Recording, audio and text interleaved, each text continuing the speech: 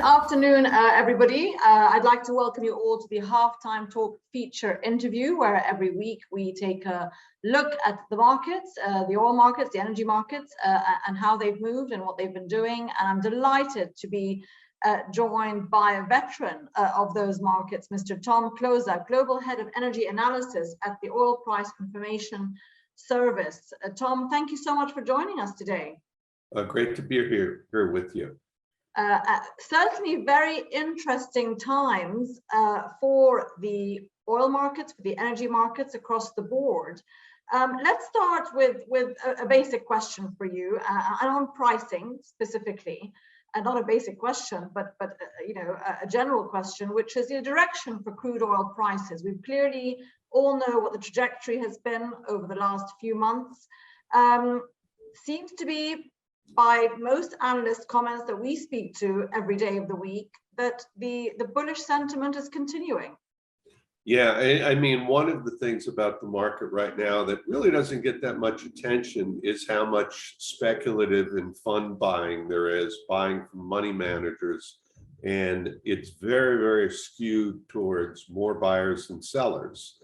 And then among the sellers, the people who would traditionally sell into the market, you know, a number of companies said at the end of 2021 or said in the first quarter of 2022, when we saw prices soar, that we're not going to be selling into the market and hedging our crude. You know, we think our investors want to invest in us for the ride higher. So that dynamic, a lot of money coming in from huge funds, perhaps passive investors, along with the smaller funds, is really stirred the pot and created this, 4 days up, maybe 1 day of a correction or profit taking. And it'll be interesting, because when we've seen these skews before of a lot more speculative money on the buy side, it can end very, very violently sometimes, where everyone is trying to get outside of a small door to exit a market that's already made its run. We're not there yet, but it's something to keep in mind.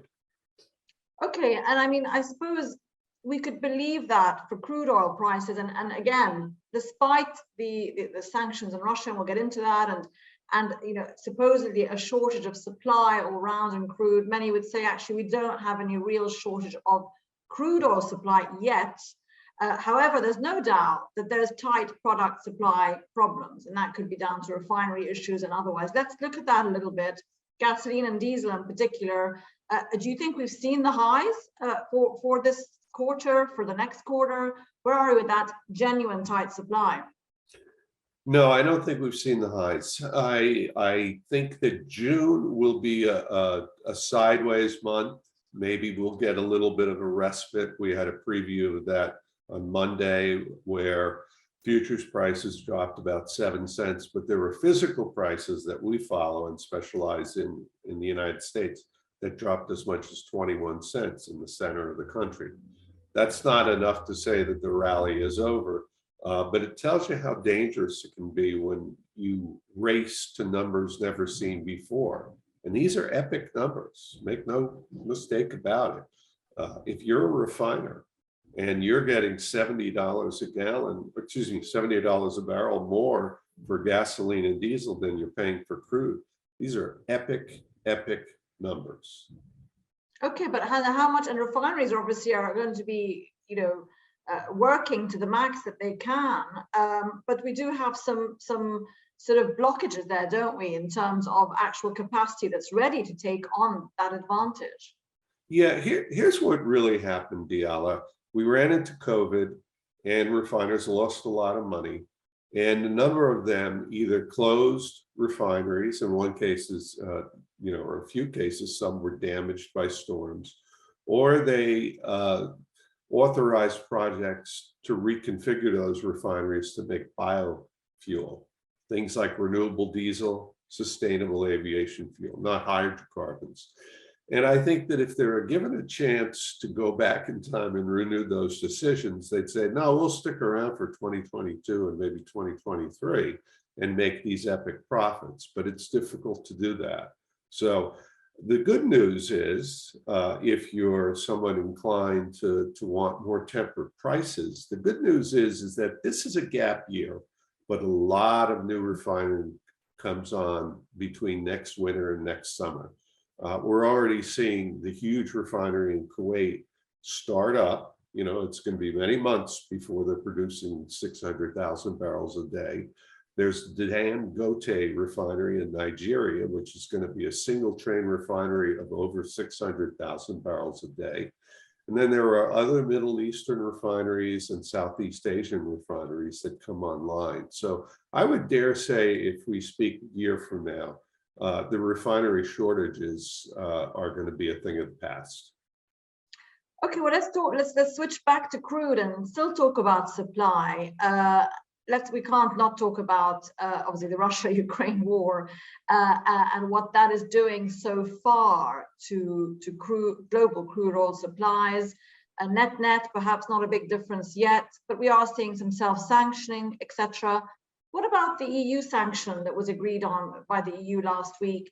I mean, what impact is that going to have going forward, do you think, if at all? Well, it's a principled stand. I mean, Europe desperately needs Russian hydrocarbon molecules, whether it be natural gas, crude oil, gasoline components, or diesel. And I would say diesel is the one that is the most difficult to get weaned from. A lot of the US sales of the SPR, Strategic Petroleum Reserve, are going to be headed to Europe to be processed in those refineries. There are some efforts underway to send Venezuelan oil to European countries to, do an oil for debt swap.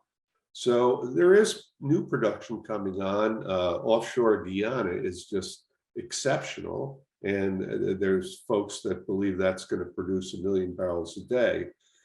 And then there's a question of the extra crude in the pockets of the United Arab Emirates and of Saudi Arabia, and whether they'll put some more out. So it's going to be a delicate dance. I think a lot of people think that we're going to be in this epically high pricing environment for years. I would measure it in quarters. And I think that we'll be in this environment through the end of the year and the beginning of 2023. But I think in 2023, things start to change. In the United States, a lot of companies at the end of 2021 said they want to be disciplined, don't drill more, because we don't want to go through our third cycle of boom and bust. But would a break-even price for, let's say, West Texas oil at about $25 a barrel, it's pretty seductive to see prices almost 5 times that much. So unlike some folks, I think we're going to move above 13 million barrels a day of crude oil production this year in the United States. And, we have to hope for rapprochements or some sort of diplomacy to put extra Iranian oil on the market and extra Venezuelan oil on the market. Okay, well, let's just talk a little bit about that US oil, which by all intents and purposes, as you said, 5 times profit margins being offered there with the break-even production price. And yet we haven't really seen too much movement so far. We've had 6 months of really healthy prices. What has been restraining the industry? I mean, putting aside stakeholder pressure, etc., is there any actual supply chain issues that have prevented the US shale patch from getting back to business? Well, there's the issue of the labor shortage in the United States and materials shortages, and that is being blamed in part for, why a company with 4 rigs out there isn't raising it to 6 or so.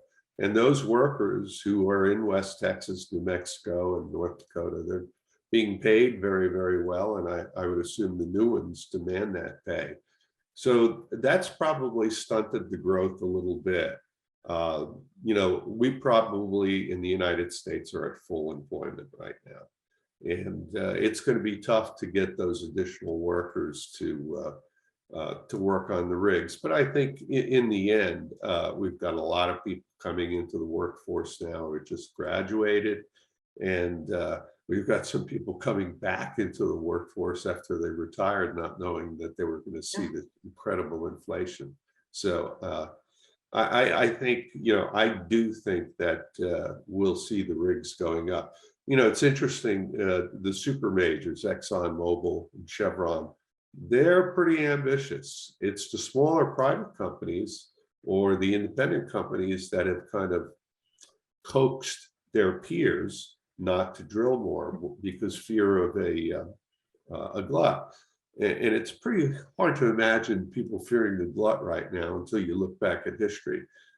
I would think that in the Biden administration, there might be some voices that go, we can get a lot more crude oil out of US companies if we give them a backstop. Yeah. Maybe if prices drop so low, we'll repurchase those barrels for the SPR or whatever. So, there's too much of an adversarial relationship between the Biden administration and fossil fuel companies. But I always tell people, President Obama was probably as anti-fossil fuel as any president in the last 50 years. And under his aegis, we lifted the 40-year export ban. And we also had the greatest growth in crude oil production under any president.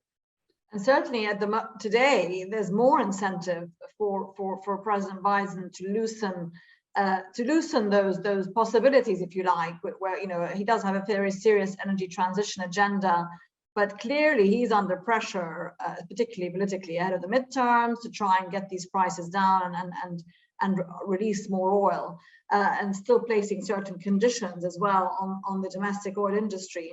But you mentioned Iran and you mentioned Venezuela. So let's just talk about also, and you mentioned President Biden, and there seems to be that, and maybe this has been happening for a while, but will he be turning a blind eye more to the sanctioned oil that has been leaking into the market anyway? That there seems to be a sentiment that that's the case. Right. Well, I do believe that we'll see a resumption of some of the old oil for debt, where they'll be moving some Venezuelan oil to Europe, and it'll erase some of the debt they have with, I believe, two companies that are looking to do that now are Eni and Repsol.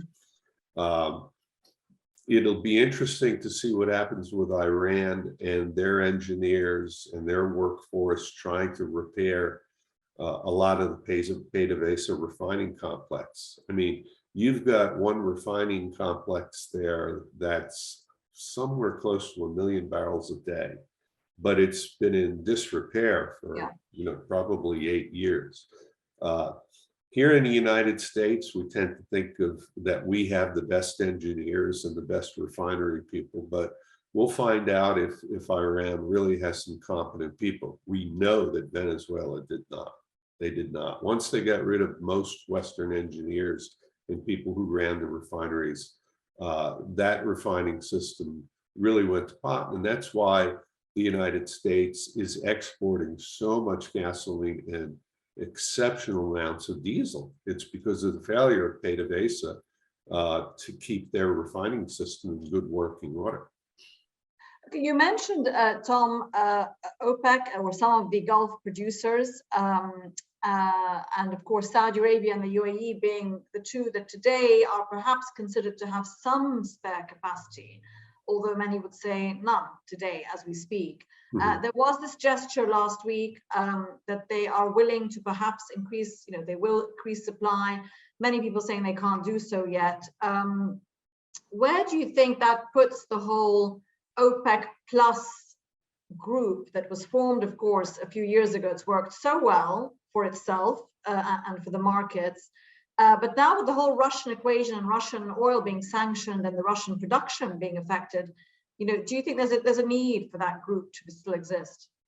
Well, by their charter, the group ends its alliance at the end of this year.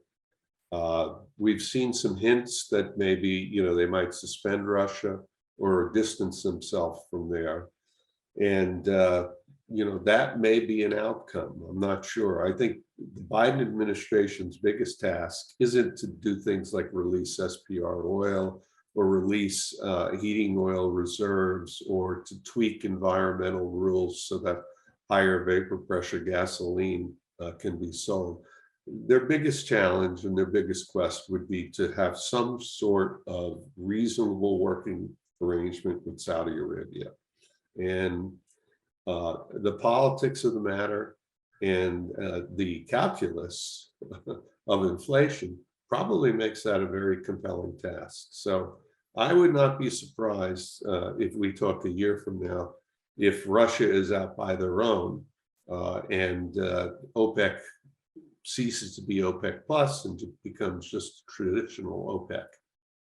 But I mean, Saudi also, there is only so much that they can do for the next 2-3 years in terms of extra capacity, correct? I mean, they're investing and upping their production numbers, obviously, but that's going to take a while. You know, back to the sort of lack of investment argument that's puzzled or the industry, or that's bedeviled the industry, and now we're seeing the fruits of that. So how much diplomacy, how much extra oil can this diplomacy produce, if that's what Biden's thinking? Oh, I think that between the Saudis and the Emirates, you're talking about a couple of million barrels a day that could be on the market in, relatively short order. We always talk about shale, and I always talk about it as the 7 and 7. It takes about 7 months to have a new shale project and bring crude to the market. And most of the big international projects take about 7 years or so. I think Saudi Arabia is different. One gets the sense that you could go in your backyard. I don't know if they have backyards in the desert, and dig a hole, and you're going to have a good chance of hitting some oil. So I think there are very, very robust supplies. I think they've allocated a great deal of their budget to sort of finding that oil, but they need to be motivated to really bring it to market because, they are Ivy League educated, and they know that if they bring 1 million barrels a day to market in 2023, it's going to have consequences and lower the overall price. Of course, and they've been very cautious in the last 2-3 years in managing that, and you could argue they've made the right calls so far. Let's talk a little bit about demand, Tom, because obviously that's what everybody's saying will make the difference to whether all these decisions are right or wrong in terms of increasing production, or how much we should be panicking about tight supply. So, demand recovery. We saw the post-COVID demand recovery across much of the world already. China is the big question mark. How much should suppliers and participants in the industry be banking on a decent recovery from China? Is it going to be the make or break of keeping these prices afloat? I think that the experience of other countries with COVID and with COVID lockdowns and then subsequent variants indicates that China is going to stumble more than they're going to soar for a number of quarters. We'll see how much oil they use. And indeed, I think that, they're suffering from demand destruction because of some of the prices. The United States is seeing demand destruction right now. There's no way ever we're going to get back to the annual numbers of 9.3 million barrels a day that we used for gasoline from 2016 to through 2019. We may have a couple of July weekends where we get close to those numbers, but that's it. Month after month after month, we've seen the peak in US demand. And these prices, where I think there's about 25% of the country is over $5 a gallon.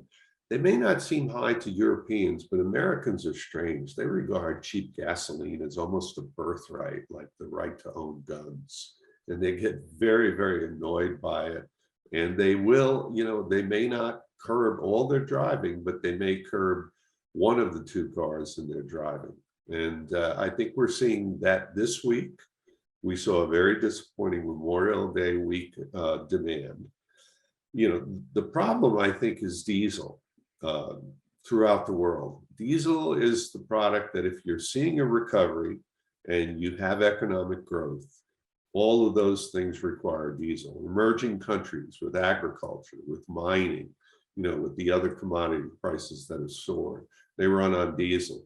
And all of the numbers there, and I've always said that global oil numbers are not measured with precision instruments, but the market's telling us that diesel supplies are very short around the country. And if we lose refining, at the United States, let's say in August with peak hurricane season, we're going to pay some really high diesel prices through the year and into 2023.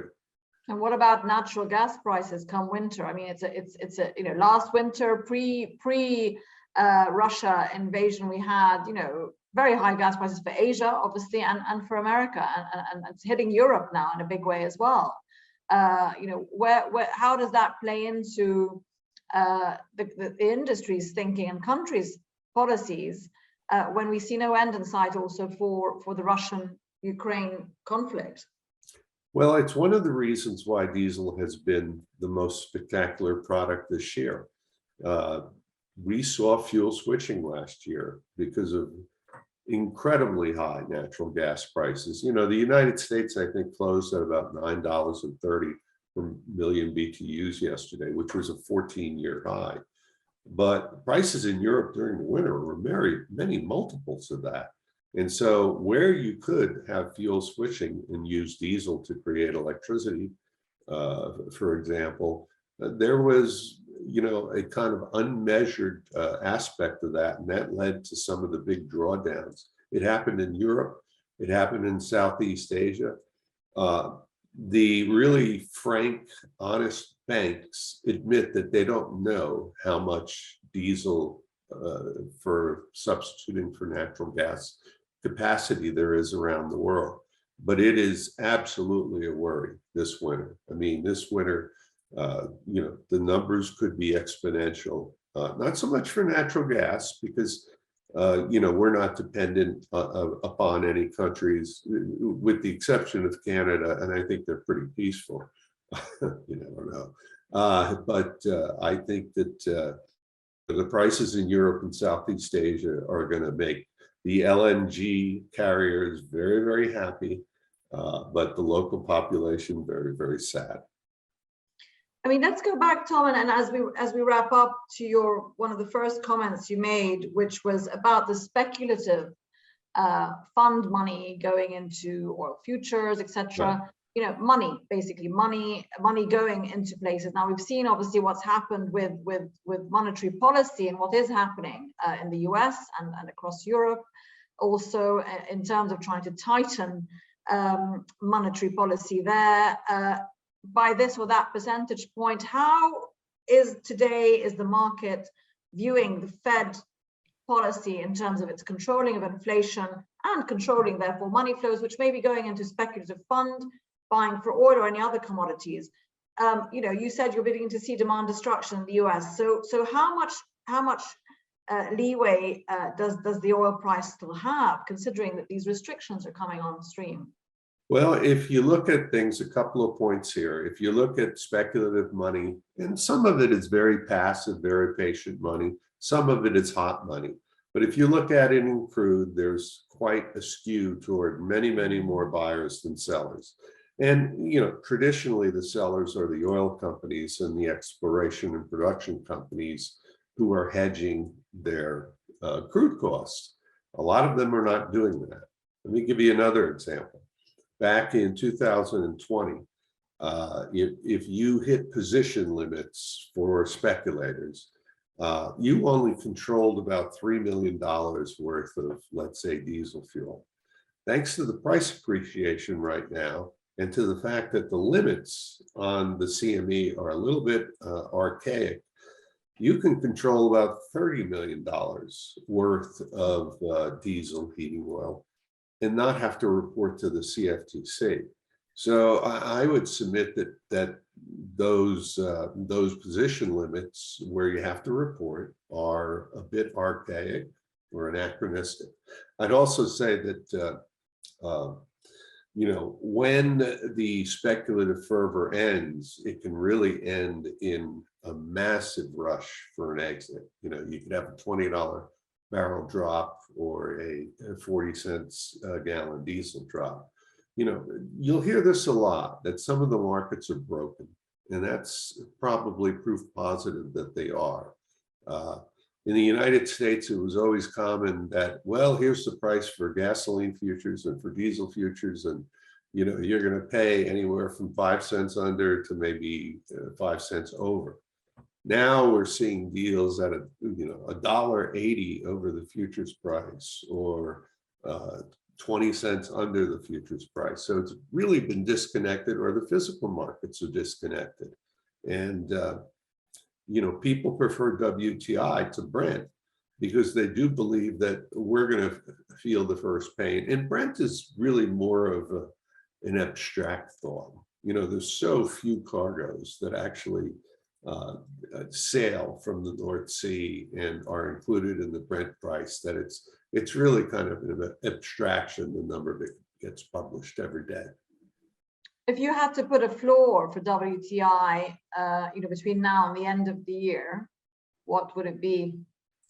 I think it would be about $80 a barrel. And I think $80 a barrel is contingent upon a recession and contingent upon an ascent a little bit higher, to where maybe more than half of the prices in the United States begin with a 5 for diesel, gasoline, and a $6 handle for diesel. We're almost there. We're almost there. And you don't see the demand destruction necessarily on the weekends and the holidays. You see it during the week. We're nowhere near where we were in Monday through Friday driving.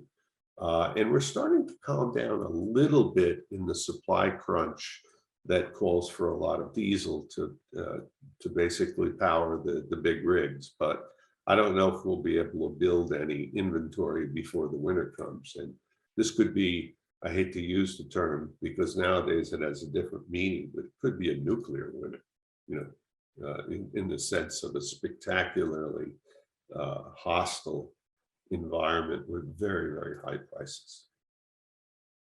Well, Tom Kloza, I'm afraid we've run out of time. Tom Kloza, Global Head of Energy Analysis at the Oil Price Information Service. Thank you so much for joining us today on Halftime Talk and for giving us your insights on this very dynamic market.